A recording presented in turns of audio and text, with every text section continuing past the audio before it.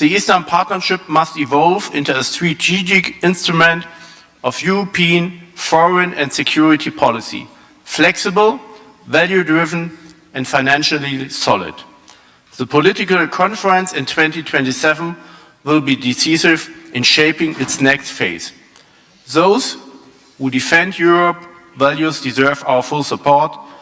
Those who undermine them must face clear consequences. Thank you very much.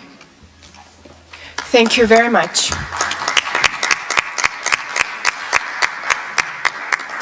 Now I give the floor to Mr. Ivan Krulko, the co-rapporteur on the Eastern Partnership side. Mr. Krulko, you have the floor. Thank you, dear Maria. Thank you, dear colleagues. I will be brief, since it's hard to add something after such as an extensive presentation by the report of my dear co-rapporteur, Mr. Schenk.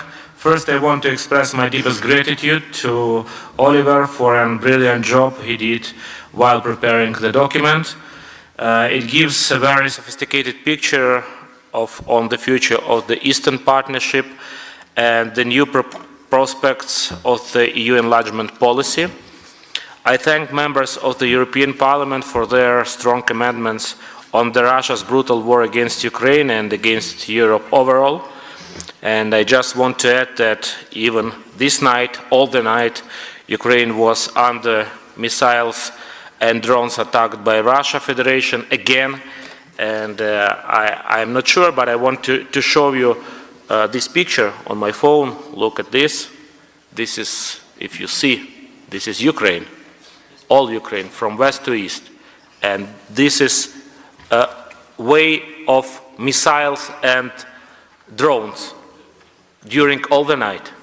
And it was just a few minutes ago that we have report that they finished this attack and all missiles or drones. Yes, so we have to be strong. We have to be united, because nobody understands like Ukrainians what does it mean to live in war period during that long time. And I am likewise very grateful to the colleagues from partner delegations, my colleagues from the Parliament of Ukraine, who contributed to the document, and I encourage all of you to support this report. Thank you. Thank you very much, Honorable Krulko. Now I open the floor for interventions. So you can comment on the report if you wish to. If you have something unsaid from yesterday, this would be the right moment to intervene as well. Also, please be informed that when we arrive to the voting on amendments, we don't have a procedure where the amendments are moved when they are presented. So this might also be your opportunity to present the amendments to the political report. And we already have a couple people that have signed up. First, we have Honorable Annemans. Please, Mr. Annemans, you have the floor. Thank you, Madam President. Dear colleagues, allow me to come back on and elaborate on what I said yesterday, because as a member of the European Parliament, who is critical of the current direction of the European Union, I feel obliged to speak frankly, especially to our Eastern colleagues and friends here today. Many of you have shown remarkable resilience, courage, and genuine desire for peace. Many of us in Europe admire that deeply, yet I would urge caution before seeing EU membership as the only path forward. Okay, so I'm sorry. Thank you, President. The European Union is not merely a club of democracies, it has become a highly centralized political structure that demands extensive transfers of sovereignty over borders, over budgets, and even over cultural identity. The question, therefore, is not whether we share European values, you clearly do, but whether you want to give up your freedom to defend and express them in your own way. Economically too, integration into a single market thousands of kilometers away, separated by Turkey and unstable borders, raise real practical and financial concerns. Enlargement fatigue within the Union is a real matter. You all would almost certainly become a net recipient of EU funds, but at the cost of national independence and long-term self-determination. So I say this with respect. Your partnership with Europe should deepen, yes, but through cooperation, not absorption. A strong sovereign eastern flank of the European Union in friendly cooperation with the European Union would be far more valuable than another small state bound by Brussels bureaucracy. Thank you very much. Thank you, Mr. Annemans. Now we give the floor to Honorable Zipa.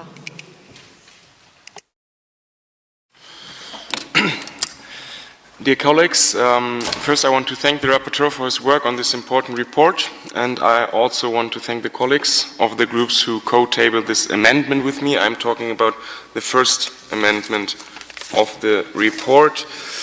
I don't need to convince those who co-tabled this with me today, and I probably don't need to convince those on the political left either.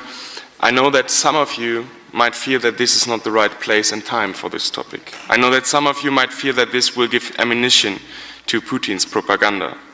But these fears alone, they oversee that this indeed is the right place and time to stand for our values. So let me speak to those who might still hesitate, who might have a minus or an abstention in their voting list. To my colleagues in the EPP, I know that this is not your favorite topic, but our respected colleague Mr. Weber reminds us in almost every speech that we must defend European values. And that is precisely what this amendment does. It reaffirms that inclusive democratic transformation requires full protection and participation of all citizens. It's about the values we all signed up to, nothing more, nothing less. To my colleagues in the ECR, you already know that people of every color and every background make valuable contributions to our societies. In fact, the record holder for the most speeches in the European Parliament is an openly living homosexual member of the ECR married to a black man. That is what democracy looks like.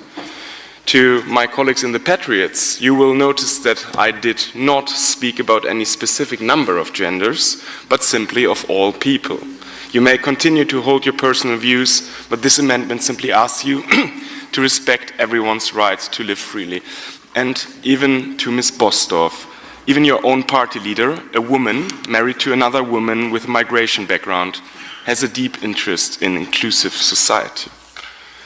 To my colleagues from Ukraine, please remember that gay men also die for their country with the final Slava Ukraini, and that lesbian daughters and sisters bury them, whispering Heroam Slava. To my colleagues from Moldova, people of every group helped defend your democracy from Russian interference through their votes and their courage. And finally, to our hosts and colleagues from Armenia, in these days you have shown us that even when you disagree substantially on internal politics, you all still believe in democracy. And the strength of democracy lies in unity through diversity. So I would like to ask you all to vote in favor of this amendment, because non-discrimination is not ideology. It's a precondition for peaceful cooperation and coexistence of all parts of society and of all people of the world, which is why we are sitting here together as people from all around the region in the Armenian parliament today. Long live Euronest. Thank you. Thank you, Honorable Zipa. Now we give the floor to Mr. Ariev. Honorable Ariev, you have the floor. Thank you, Chair.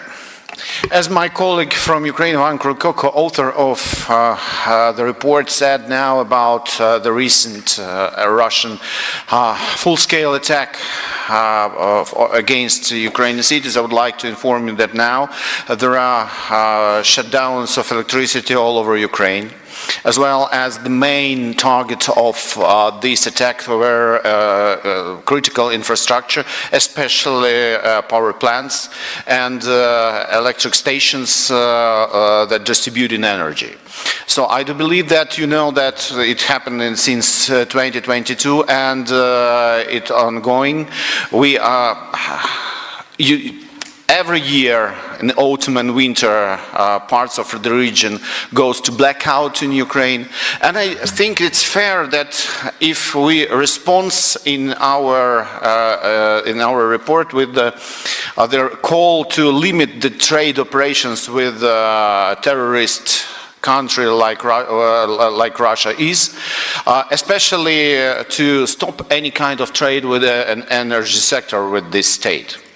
They want to be Ukraine without electricity, without energy, and it's absolutely fair that any single cent should go to this state for their energy resources.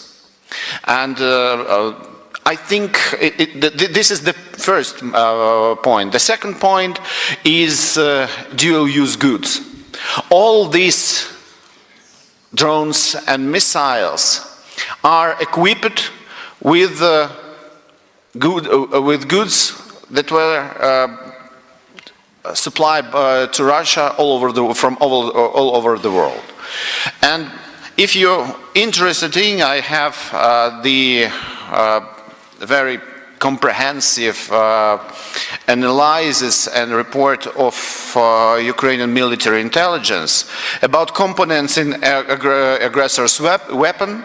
So if you'd like, I can send you a link to this website, very informative website, and you can find if your state is supplying Russia somehow with the components to their weapon.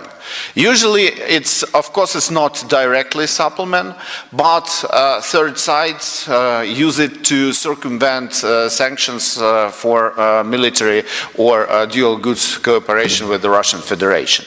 I do believe we have to find a solution how to limit that, and it could be a next and very important step to seize Russian power, military power, and step to the peace as we all talk about it. And my last point, but not least point, about Georgia.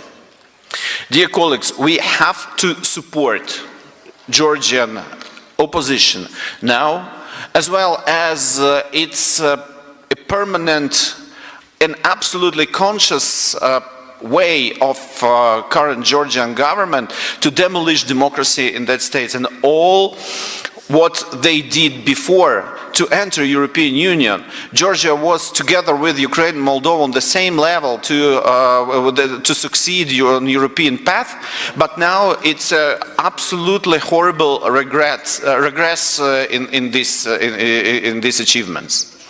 So I think as Ukrainians, we were together with Georgians when they were attacked by Russian Federation in 2008. We supplied Georgia with weapons that time. But I think that now all of us, and especially European Union institutions, should be very hard in their decisions and probably to suspend cooperation with current Georgian government until they come back to democratic way. So I thank you very much, and once more again I would like to thank to both rapporteurs for their really excellent work. Thank you. Thank you, Honorable Ariev. Dear Ivan, dear Oliver, as co-rapporteurs, you have the opportunity for a wrap-up for up to a minute. Would you like to use this opportunity? Thank you very much. Thank you, colleagues. We proceed to the next report now, which is the report on economic integration, which was adopted in the committee already. The topic is promoting fair trade, cooperation and investments between the EU and the Eastern Partnership countries in support of connectivity, green transition and infrastructure development. I will comment myself, as I have been the co-rapporteur for the Eastern European Partner component.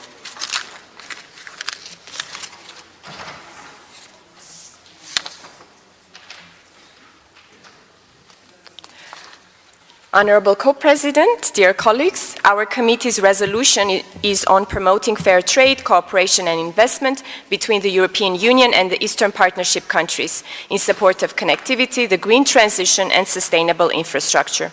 I thank my co-rapporteur, Honorable MEP Adrian George Axinia, and all colleagues who contributed to shaping this balanced text.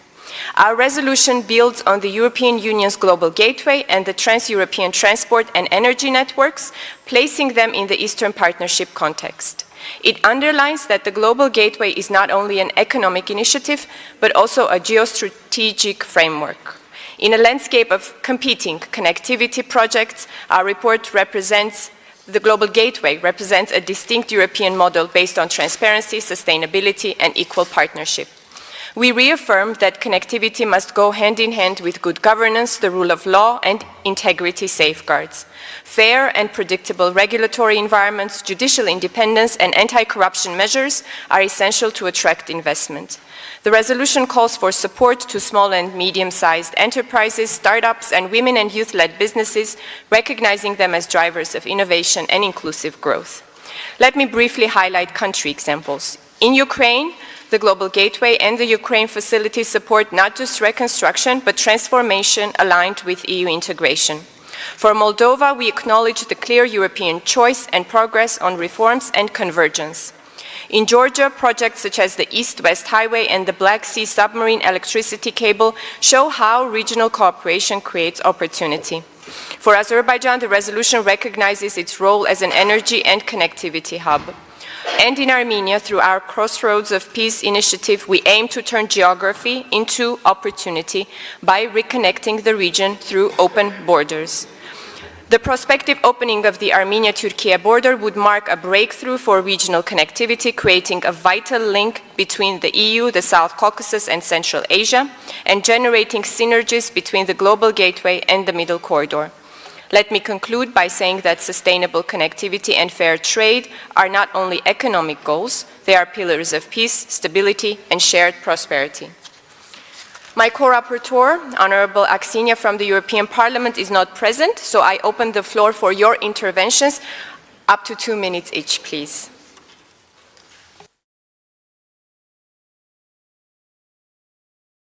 All right. We don't see anybody signing up for an intervention.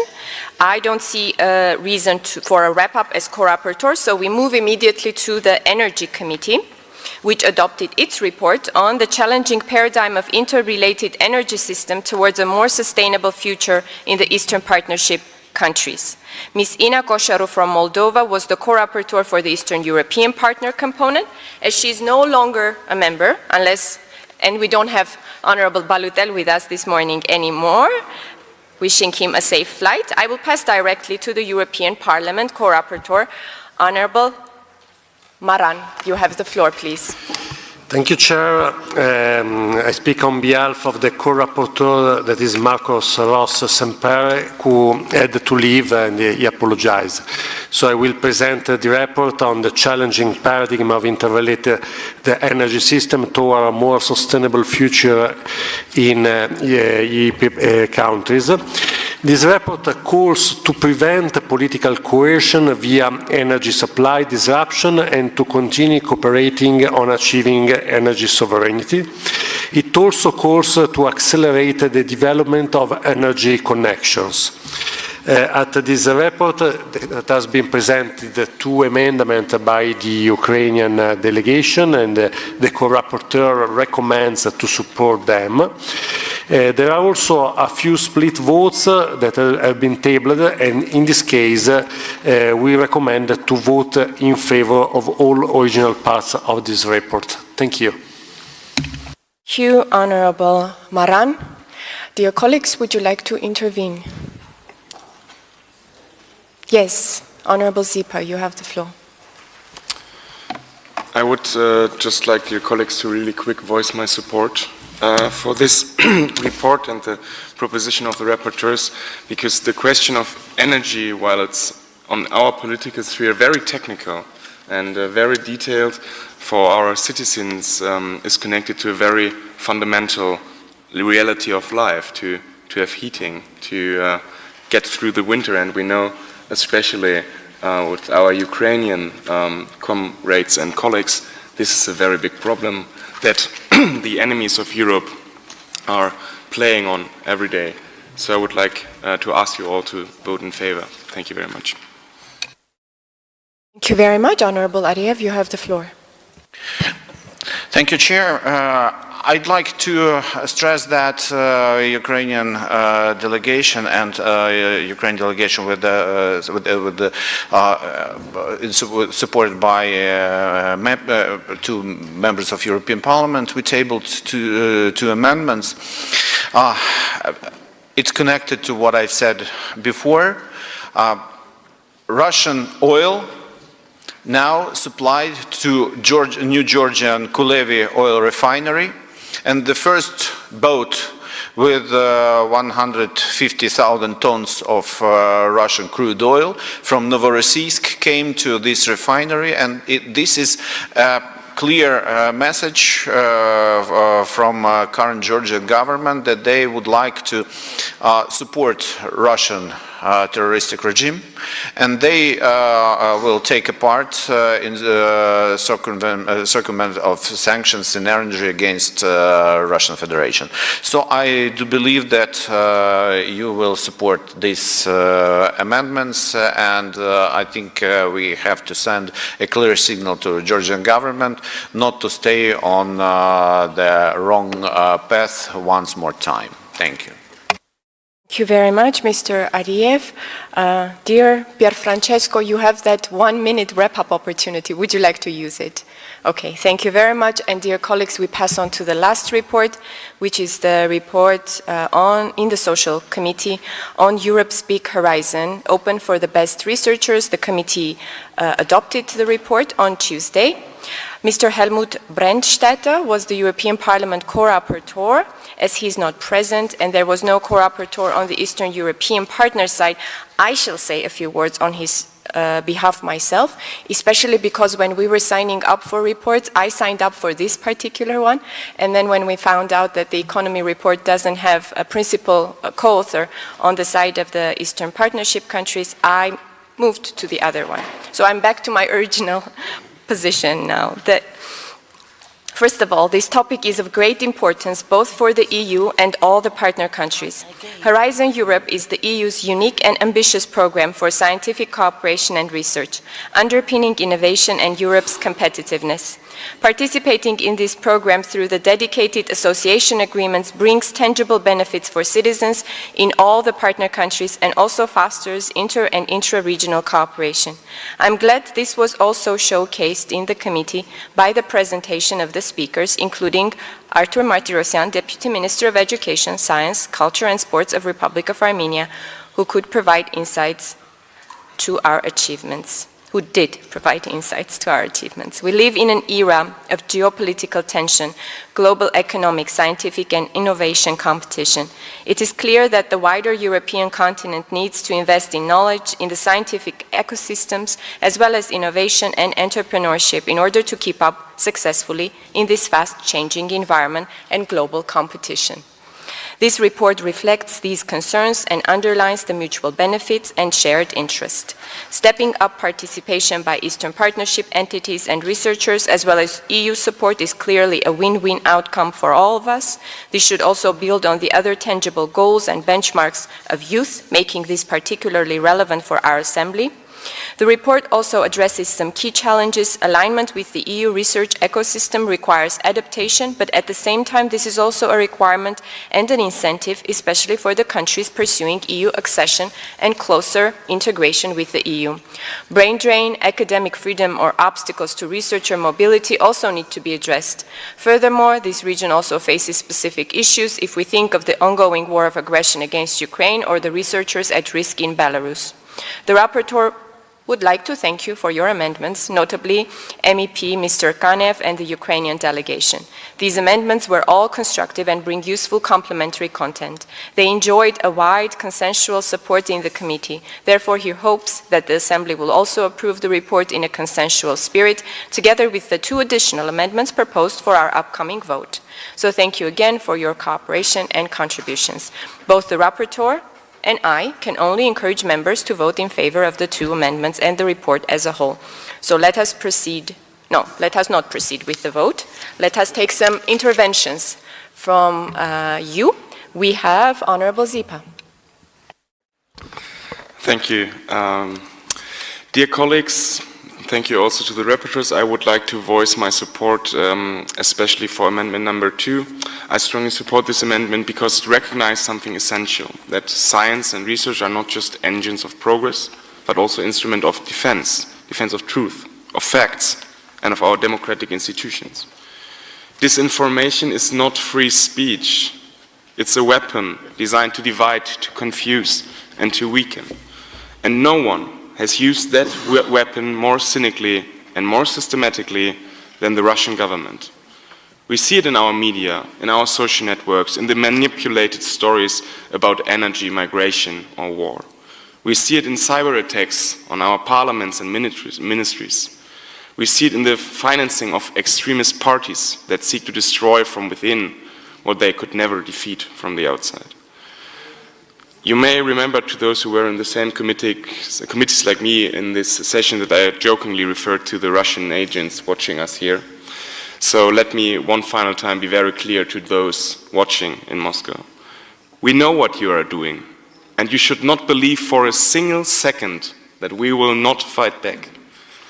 We may speak softly, especially in Europe, but we do not stand still. We are investing in research, in digital literacy, in cybersecurity, and in the protection of our critical infrastructure, from energy grid to election systems. We are strengthening cooperation between our governments, universities, and tech sectors to detect, expose, and neutralize hybrid threats. And we will defend our democracies with the same determination that our citizens defend their freedom and that we have seen, especially in the countries of the Eastern Partnership.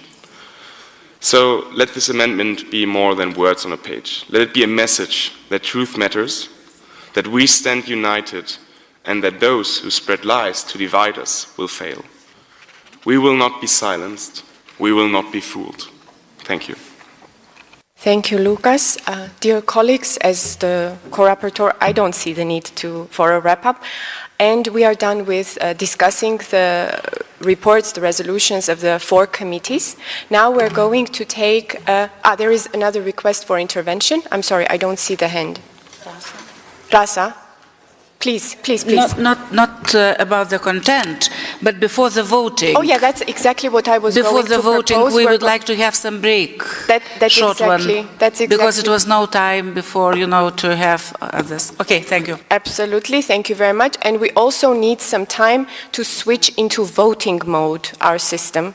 And at that time, you will no longer be able to turn on your microphones yourselves.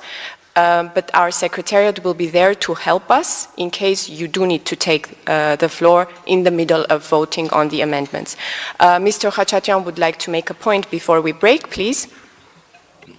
Ladies and gentlemen, dear colleagues, I would like to remind about the amendment that we and our colleagues from European Union, from European Parliament, have tabled. The language, the wording, is exactly taken from resolutions of the European Parliament, and I very much hope that change of the location will not change the intention and the approaches adopted by the members of the European Parliament. Thank you very much indeed. Thank you, Honorable Khachatyan. Mr. Yavan, would you like to take the floor? Thank you very much, dear colleagues. The amendment that Mr. Khachatyan is talking about reads as follows. Amending calls on Azerbaijan to immediately release all Armenian prisoners and other detained persons. We are not against to this sentence, but there is a continuation. Guarantee the safe, collective return of the forcibly displaced Armenians of Nagorno-Karabakh to their homeland under international protection. Armenia's government, officials who are in charge for Armenian foreign policy currently do not present such demand to Azerbaijan. Just for your information. Thank you very much. Thank you, Arman. And if no further comments, we break for 10 minutes. Thank you. Yeah, but the people want to go to their homes. So are you approving ethnic cleansing? And you approve ethnic cleansing? No, I have to think. Because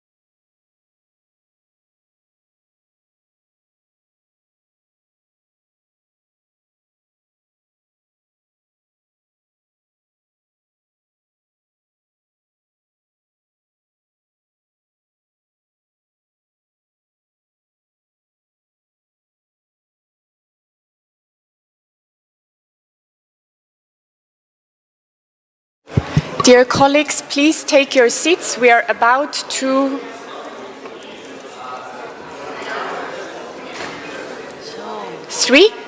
Three more? Okay.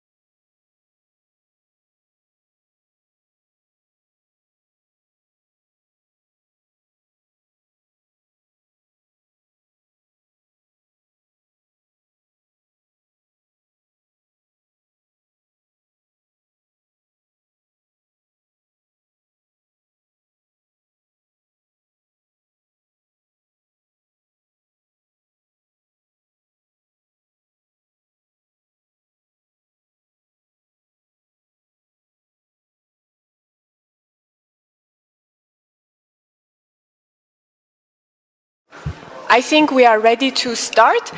Dear colleagues, please take your seats.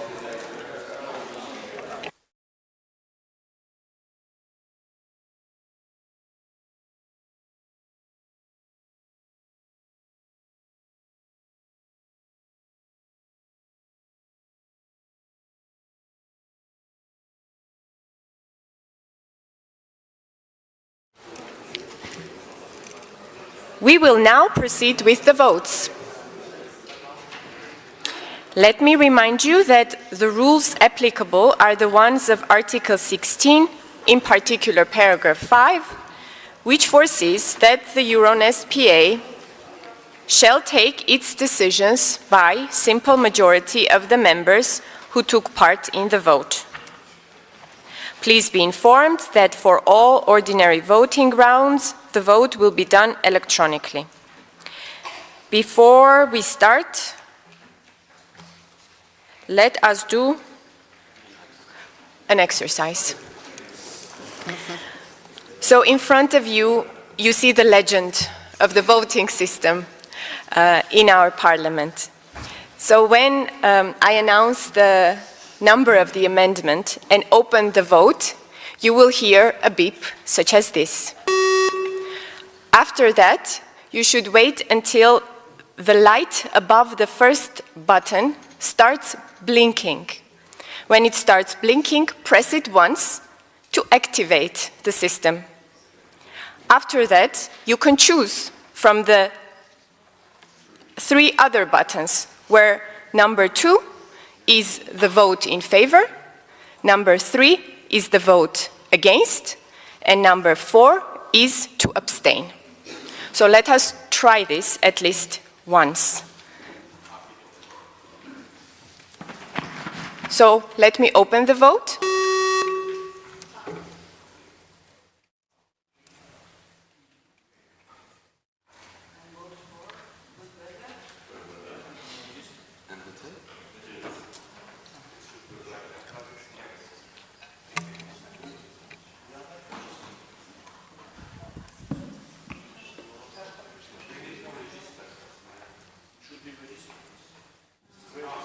So 23 people managed.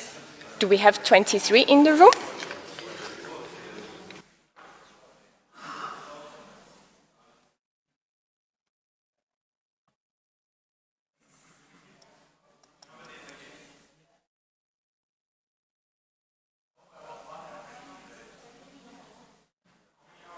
Let us try one more time. Ask a question. I open the vote.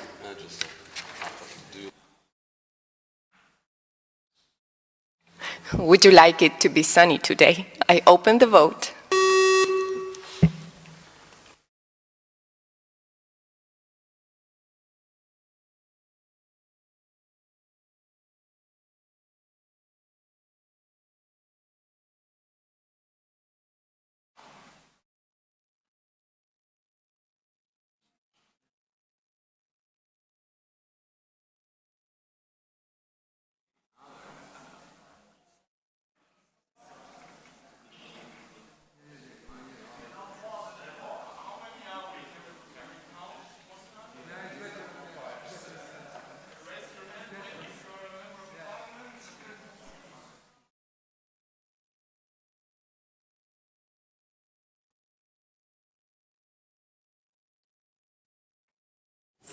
Let us try one more time. There are 28 of us in the room, so 27 people managed to use the buttons correctly. We counted ourselves as well. Let us try one more time. Would you like it to be sunny today?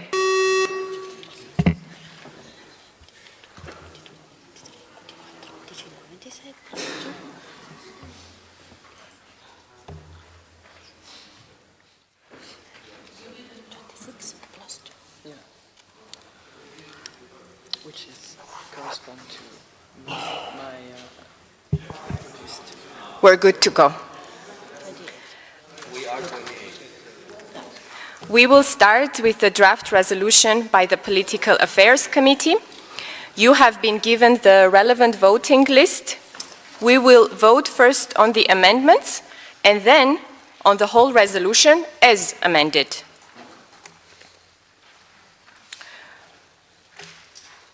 So we are going to first put amendment number 1 to vote, and I open the vote.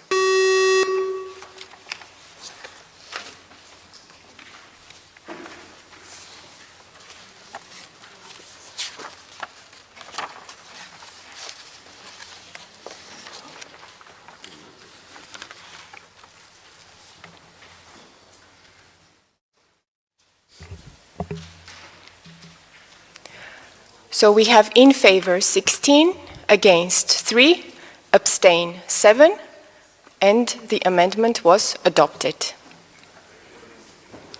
Now we go to amendment number 2, and I open the vote.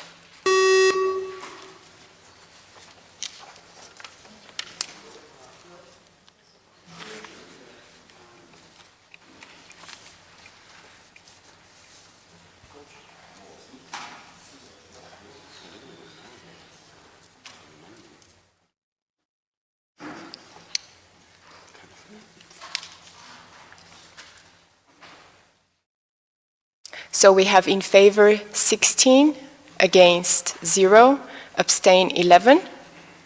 The amendment was adopted. Amendment 3 was withdrawn, so we will now vote on amendment 4. And I open the vote.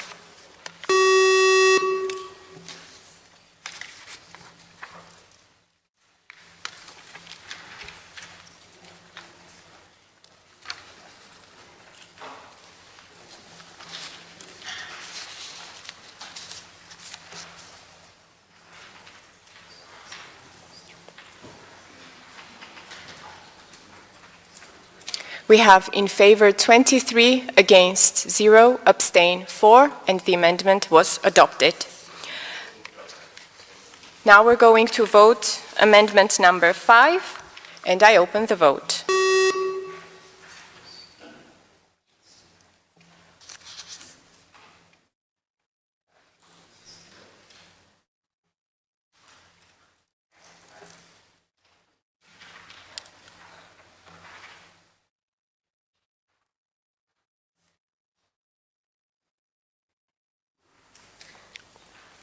And we have in favor 22, against 0, abstain 4, and the amendment was adopted. Now we will vote amendment number 7, and I open the vote.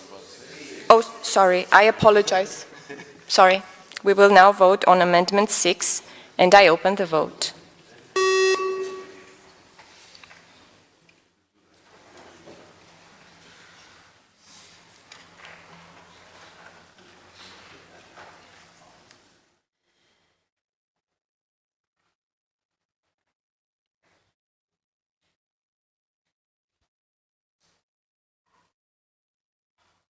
And we have in favor 9, against 4, abstain 14. The amendment was not adopted. Now we indeed move to amendment number 7, and I open the vote.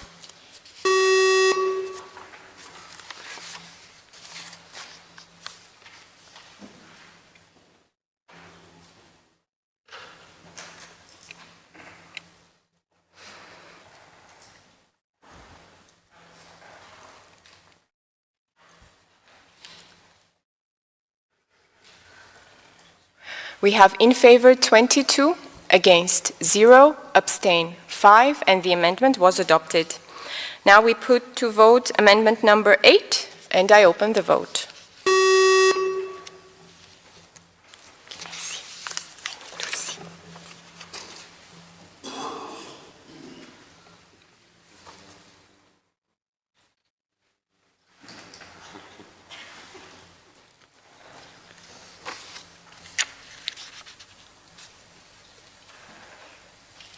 And we have in favor 21, against 0, abstain 5, and the amendment was approved. Now we vote on amendment number 9, and I open the vote.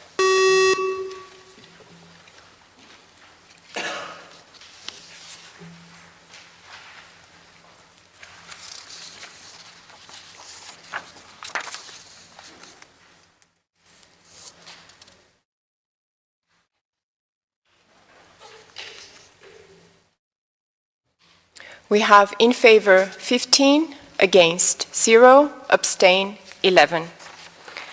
Now we're going to vote on amendment number, and the amendment was adopted. Now we go to amendment number 10, and I open the vote.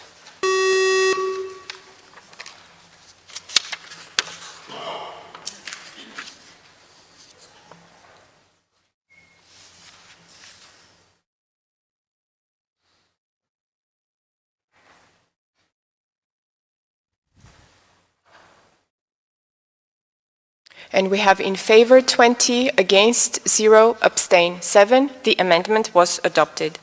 Now we're going to vote on amendment 11, and I open the vote.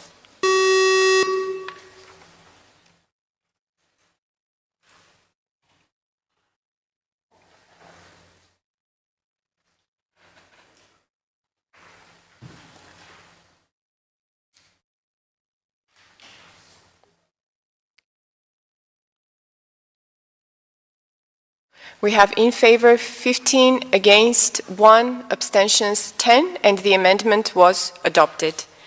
Now we go on to our last amendment, number 12, and I open the vote.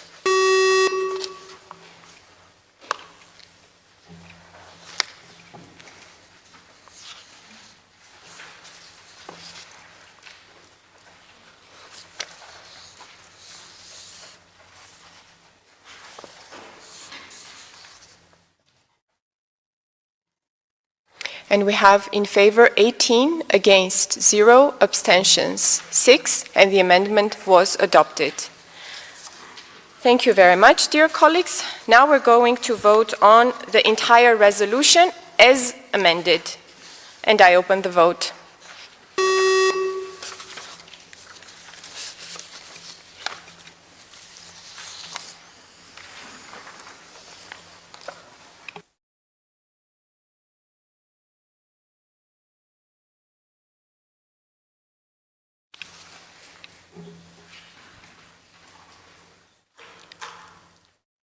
And we have in favor 22, against 1, abstention 1, and the resolution has been adopted. Congratulations to the co-rapporteurs.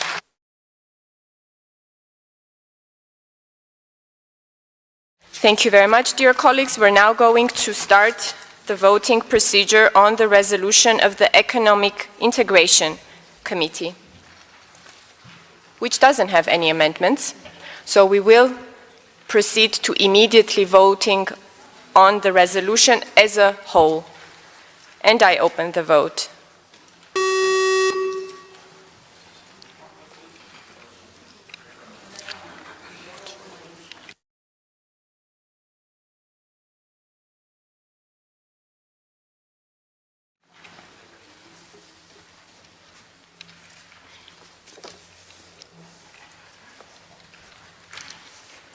And we have in favor 22, against 0, abstentions 2.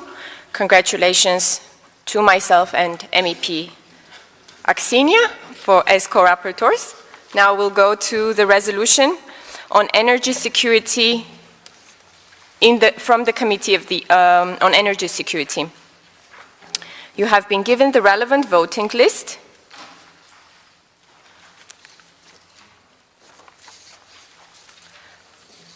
We're going to start with amendment number 1.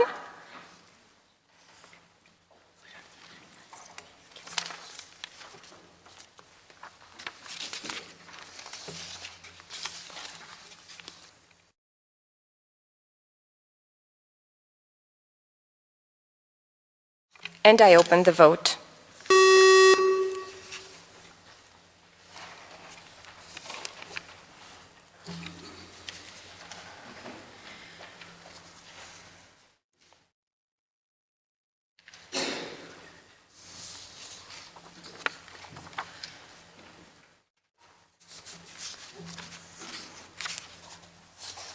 And we have in favor 18, against 1, abstentions 8. The amendment was adopted.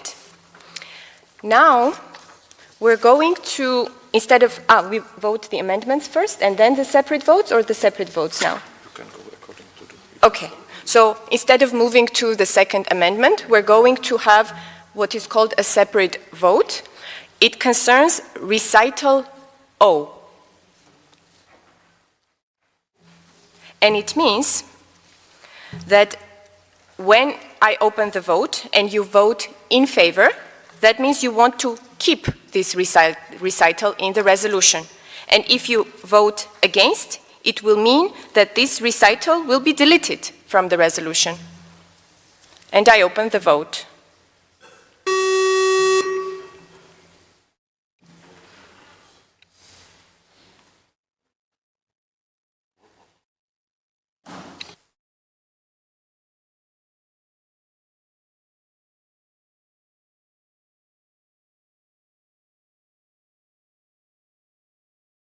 So we have in favor 13, against 3, abstain 9. So we will keep recital O in the resolution. Next, we're going to indeed go on to amendment number 2, and I open the vote.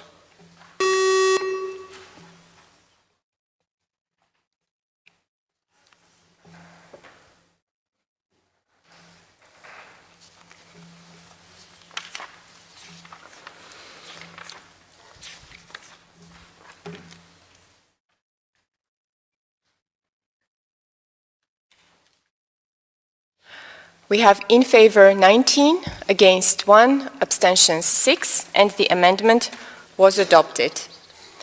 Now we have more of separate votes, and the first one of them concerns paragraph 27. Again, when I open the vote and you vote in favor, you vote for keeping paragraph 27 inside the resolution. And if you vote against, that will mean you're voting for removing paragraph 27 from the resolution. And I open the vote.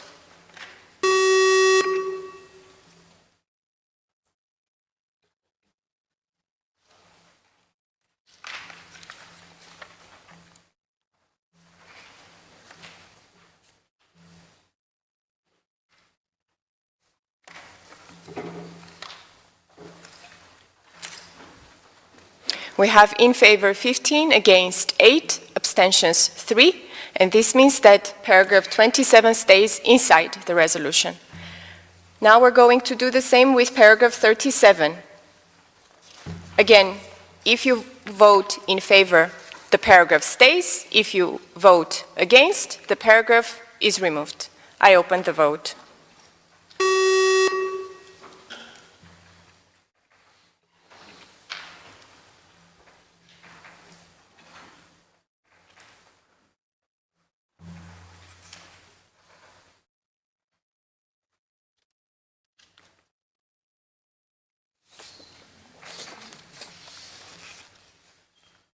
And we have in favor 21, against 2, abstentions 4. And the last one in this series is paragraph 43. Again, a separate vote was requested. So that means, again, if you vote in favor, we keep. If you vote against, we remove. I open the vote.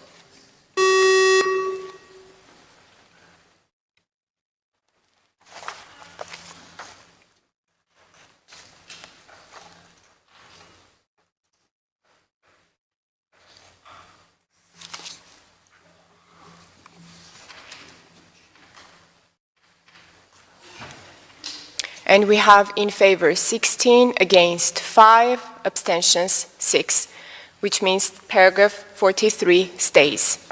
And now we're going to vote on the resolution as a whole, as amended. I open the vote.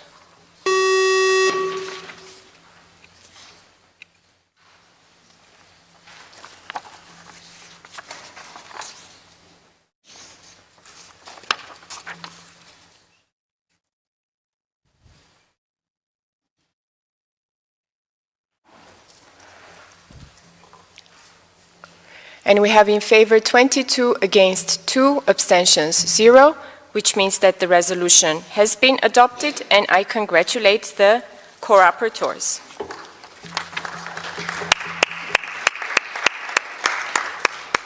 And now we're going to vote on the draft resolution of the Social Affairs Committee.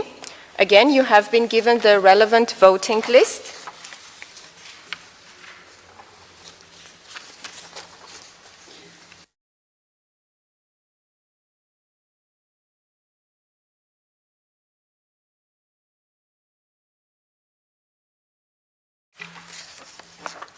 And we're going to vote on Amendment 1. I open the vote.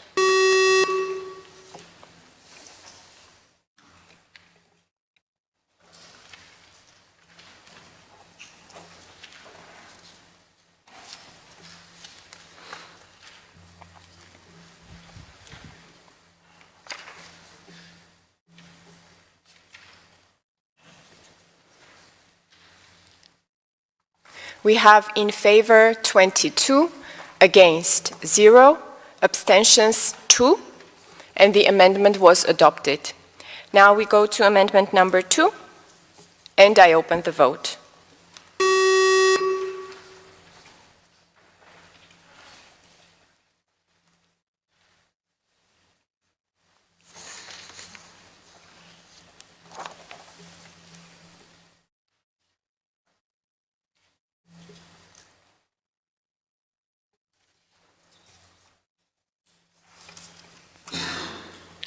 And we have in favor 22, against 0, abstentions 2, which means that the amendment was adopted. Now we're going to vote on the resolution as a whole as amended, and I open the vote.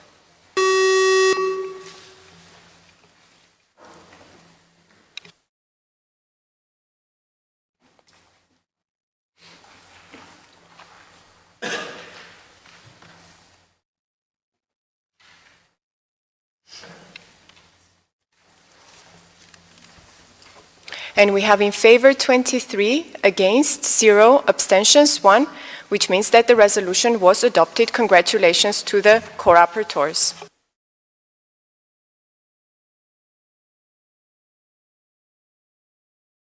With this, dear colleagues, we have finished agenda item number 4, and we're moving to agenda item number 5, urgencies.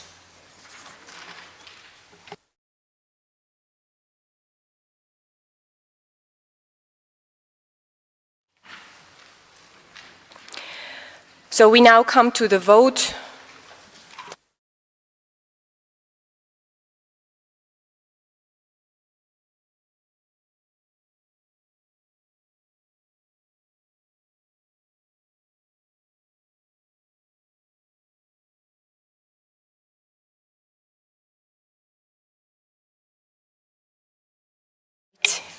So we have an urgent motion that was tabled by the Ukrainian delegation, Honorable Adrian Balutel, member of the Parliament of Moldova, and MEPs Dem Barna and Oliver Schenk. Would anybody like to introduce the urgent motion?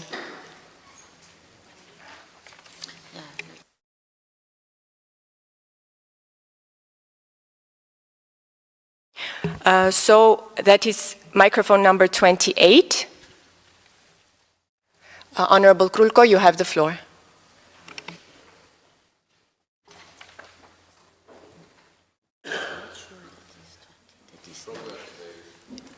Can you please not push the yes, there Not you go. push. Okay. Thank you, dear co-presidents, dear members of Euronest Parliamentary Assembly.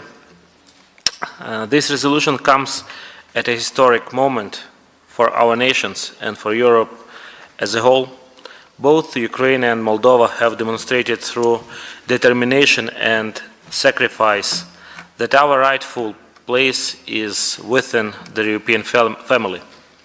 Despite war, hybrid threats, and economic challenges, our governments and our societies continue to advance comprehensive reforms, strengthening democratic institutions, fighting corruption, modernizing public administration, and aligning legislation with the EU acquis.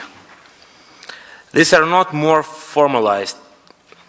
They are the daily work of our citizens, reformers, public servants, civil society activists, and soldiers who share one vision: a free, secure, and united Europe.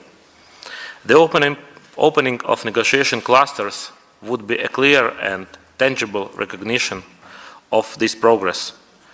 It would confirm that the European Union remains true to its principles, that those who defend European values, even under the most difficult circumstances, are embarrassed, not left waiting at the door.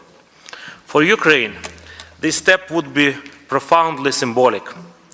As we defend our country against aggression, we are also defending the very principles that underpin the European Union: democracy, human dignity, and peace through cooperation.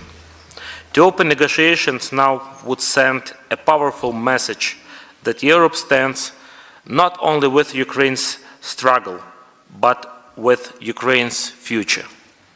Colleagues, credibility of the European project depends on our ability to match words with action. Opening the negotiation clusters is a logical, fair, and forward-looking step to take. Let us send a united message from this Parliamentary Assembly that the door of the European Union is truly open to those who uphold its values, even when it demands the greatest courage. Thank you very much, and I ask you to support our urgent resolution. Thank you, dear Ivan. Dear colleagues, there is an opportunity to intervene at this moment. If you would like to, again, turn your nameplate so I can see that you would like to take the floor. All right, so we will proceed to the voting. No amendments have been tabled for this resolution, but we again have requests for separate votes, 4 of them, and the first one concerns recital J. Again, if you vote in favor, the recital will stay in the resolution. If you vote against, it will be removed. And I open the vote.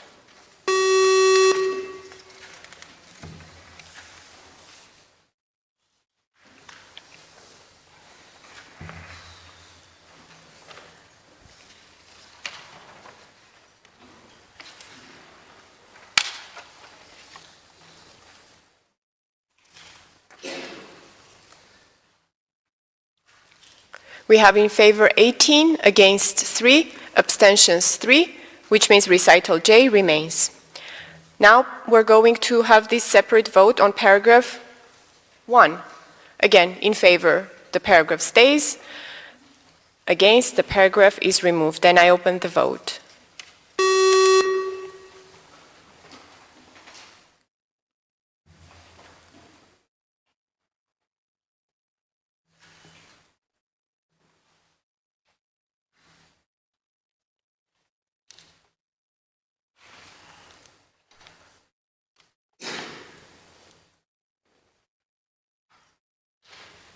We have in favor 20, against 1, abstention 2, which means paragraph 1 stays in the resolution. Now a separate vote on paragraph 16, and I open the vote.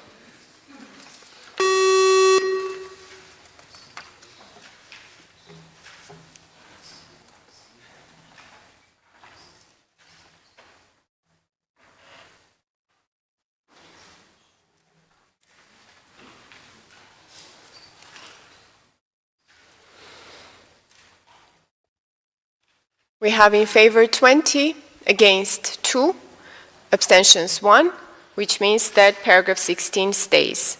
Now we have a separate vote on paragraph 17, and I open the vote.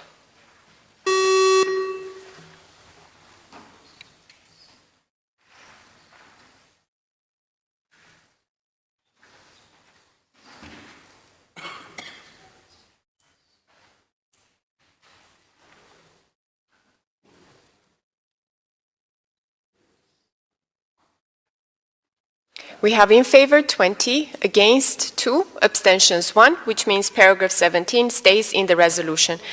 Now we're going to vote on the resolution as a whole as amended, and I open the vote.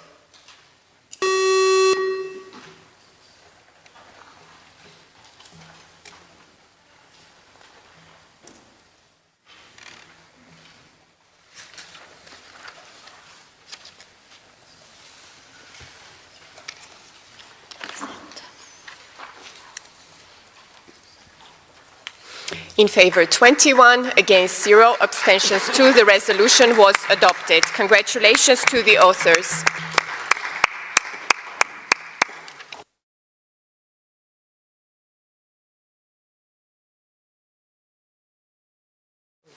Since we are done with the voting, I would like to ask our Secretariat to switch back to conference mode, where our colleagues can take the floor by turning their microphones on themselves.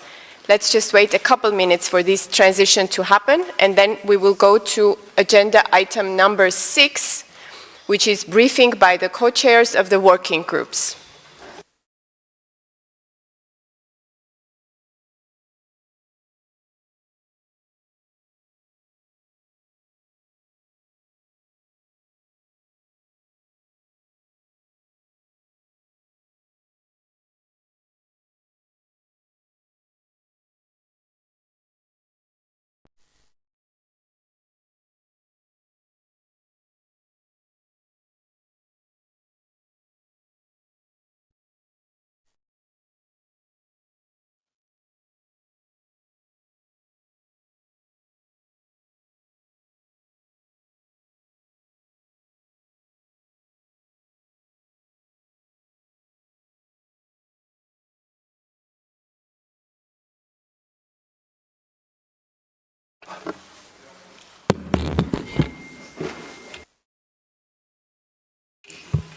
And we're ready to continue. So we start the briefing by the co-chairs of the working groups. The co-chairs of the working group on Belarus have resumed their activities on Tuesday, October 28, with the 19th meeting of the working group. I would like to invite Ms. Rasa Yukneviciene, European Parliament, who chaired the working group on Belarus, to take the floor and inform briefly about the results of the working group meeting and about the main lines of their future planning. Honorable Yukneviciene, you have the floor. Thank you very much. It is really was big honor for me to chair this group, because, you know, we as the European Parliament are doing a lot, working a lot, and have in a very close relationship with the Belarusian opposition, and especially me as Lithuanian. Vilnius is like a hub of democracies now, and we are proud of that. So myself, I am also since long time ago in a very close relationship with the many people. They are fighting for different Belarus, for European Belarus, since this dictatorship came to power and started, as I would like to remind you, since 1993-94. And now here in this particular assembly we have special group, and we had very strong and very well prepared delegation from Belarusian opposition. They did really a very good job. I have minutes in front of me I would not say everything what they were saying, of course, about the situation in Belarus. It is not improving at all, despite that we hear, we know that some progress on releasing those imprisoned people happened, but nevertheless, Lukashenko is always playing this game with the imprisoned people, bargaining and trying to exchange for something. And this country, Belarus, became as a platform to help Russia to attack Ukraine. Everything is well known.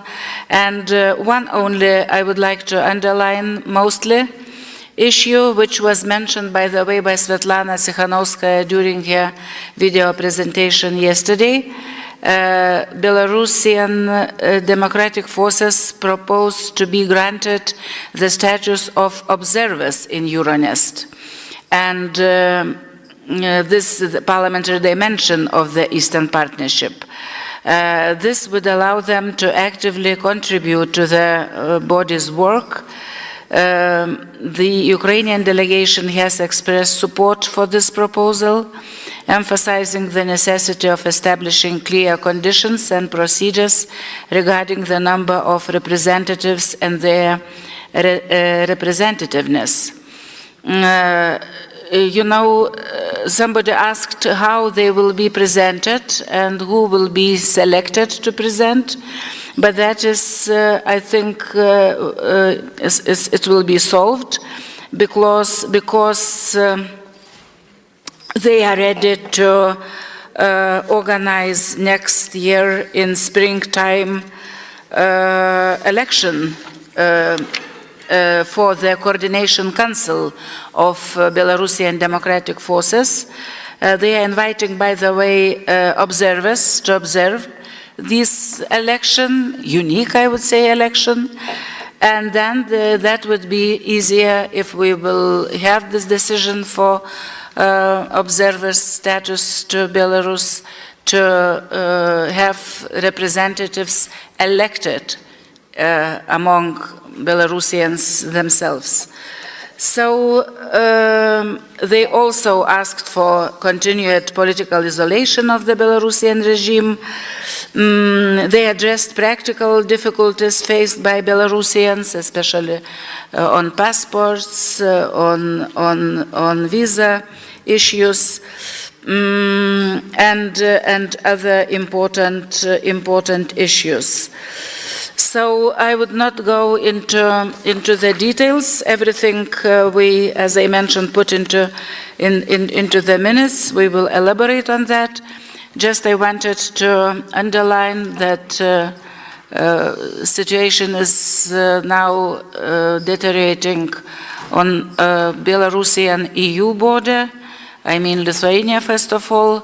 Lithuanian main airport was closed for several days before because of balloon attack, so-called meteorological balloon they used for contraband, for smuggling tobacco, cigarettes to Lithuania, but this time it was mentioned also by Ursula von der Leyen, by other high representatives of EU. We faced hybrid attack, and everybody understands that Lukashenko and this regime, they are using different kind of instruments for hybrid attacks. A few years ago, they used migrants as a tool, as a weapon. Now they are using this smuggling or smugglers as a weapon to attack us. So it's like a quite new form, but on the other hand, they are doing exactly the same. And having in mind this very complicated situation globally, it could be also some intention to provoke for something more in our region as well, in next Belarusian border.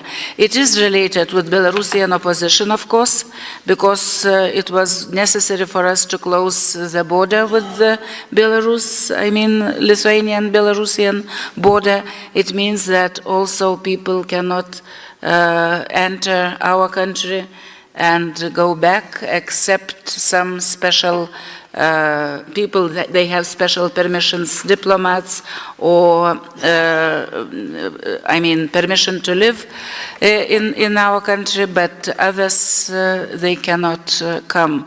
So it's also, we understand problems for Belarusian people, but nevertheless war is war, and no other way just to try to defend ourselves. So those are maybe main topics I would like to raise and to share with you. Thank you. Thank you very much, dear Rasa. Now we can have interventions from you, dear colleagues. Would anybody like to intervene? I see no hands. So now we go to the ad hoc working group on candidate countries for EU accession, which also met on the 28th of October, and the meeting was chaired by Mr. Nachos Sanchez Amor. Unfortunately, Honorable Sanchez Amor had to leave Yerevan earlier than foreseen, and Honorable Krulko from Ukraine is here and ready to brief us about the meeting held on Tuesday. Mr. Krulko, you have the floor. Thank you. So our meeting on Wednesday proved that the discussions in the working group are a high political relevance, and we are making a valuable contribution to the Euronest framework. We had a good and diverse attendance. Our debate was centered around the current blockage of the opening of the fundamentals cluster and the ongoing ambitious reform agenda in Moldova and Ukraine. A few key messages and takeaways reflecting the discussion and statements made. The accession path of Ukraine and Moldova can be reconciled with the Eastern Partnership framework. They can be mutually reinforcing and an inspiration for all others. While many observers argue that the bilateral accession track of Ukraine and Moldova may undermine the coherence of the Eastern Partnership framework, our directly concerned colleagues reassure us that the opposite is true. The opening of the accession talks of the fundamentals clusters is the best way to keep the momentum of Moldova and Ukraine's EU accession. This is our widely shared objective. This is, of course, also the reflected in the urgency resolution that we just adopted. This is a timely and concrete result of our Parliamentary Assembly, and I congratulate all of us with it. This working group is also a great platform to closely involve civil society and the expert community to our deliberation. I am very grateful for their contributions. We are determined to continue this tradition. A reminder that Georgia was originally also part of this working group. Therefore, it was fitting and appropriate that outside our formal agenda we could hear short statements from representatives of Georgian opposition and civil society. Their European aspirations are closely linked to the current situation in Georgia. The flexibility of our working group also allowed for brief and constructive interventions from 2 MPs from the Parliament of Turkey. Issues of regional security and stability, as well as our connectivity agenda, also make this highly relevant. I am grateful for the good cooperation of Nacho Sanchez Amor, our co-chair, and all the colleagues. Thank you to all.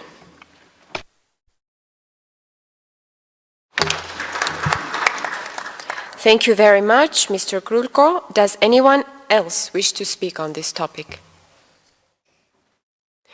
Thank you very much, and we are swiftly approaching the end of the 12th ordinary session. The next agenda item on our tables is number 7, concluding remarks by the co-presidents of the Euronest Parliamentary Assembly. So, Co-President Łagodziński, if you would like to say some concluding remarks to us, please, you have the floor. Thank you so much. I mean, concluding is also always saying thank you. There were a lot of opportunities to say thank you during these meetings, but I would like to emphasize a couple of points. Number one, thank you to secretariats, not only the Secretariat of the European Parliament for their huge work, but also secretariats of all participating parliaments. Thank you, and also to Armenian Secretariat, of course, and to the Armenian Parliament. It's not just Secretariat who was joining forces here. Thank you to the group staff. We should not forget about those, sitting there, working tirelessly on all the issues, starting with amendments, but also beyond that. Thank you to personal advisors, especially advisors of the former and current co-chairs, who were very instrumental and very helpful here. Thank you to you, dear members, who came here despite the fact that it was not clear what is expecting us here in Yerevan, but you invested trust into this project, and I think this trust paid off. I think that this was a good meeting, but for very specific work, thank you to committee chairs and rapporteurs, and we saw today how much in terms of content also was produced here. I think to the Commission and EAS who supported a lot of our projects. Of course, to Ivan and Maria personally, to the co-president who shaped this, to both co-presidents who shaped this project and this meeting, and last but not least, to the technical assistants who in numerous ways supported us, starting with how we can push the buttons and how can we translate things, and to our interpreters who came with us and worked tirelessly in order to help us to understand each other. Thank you very much for your work. You know, I call this maybe somewhat optimistically our Yerevan moment of Euronest. I hope this is a turning point in how we see ourselves and on the opportunities we have with this platform to work together, to expand our horizons, expand it towards some non-parliamentary actors like the Georgian Democratic Forces, Belarusian Democratic Forces, but also some other parliaments like the Turkey Parliament. I do hope very much that in the future, and I want to emphasize this, our door remains open to Azerbaijani and Georgian partners who remain members of this platform and who on themselves can always decide to join our meetings, and I hope that in the future they will decide to do so.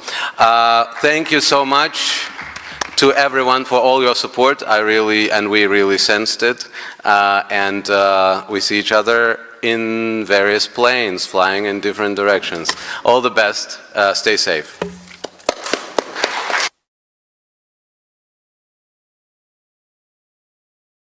Thank you, dear Sergei. I second every single word that you said. There is one thing I want to add. Yesterday, after our session, I shared an impression with a colleague.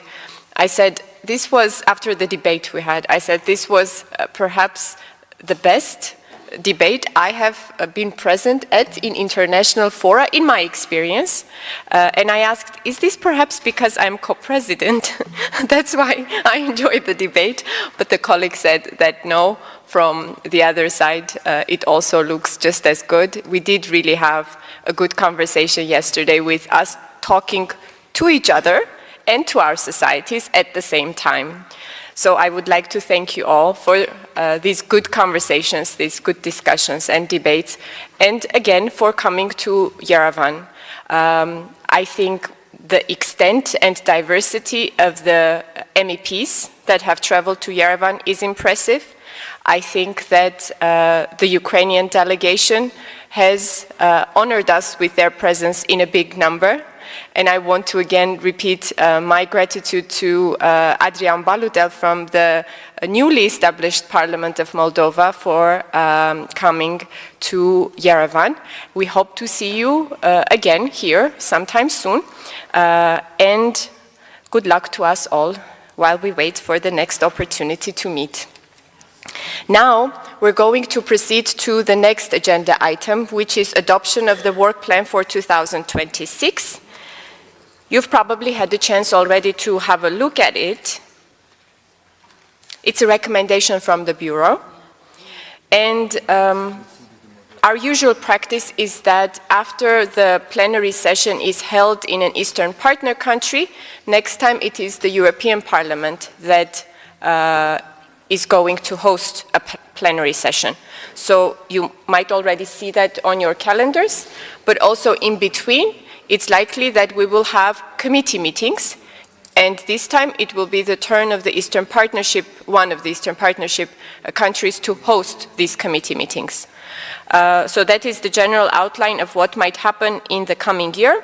If you would like to say something on the calendar, this is the opportunity. I see no hands, so I would like to thank you. And the concluding remarks. There is one more agenda point, number 9. If anybody has anything else to say, this is the moment. All right, then I announce the 12th ordinary session concluded. Thank you very much.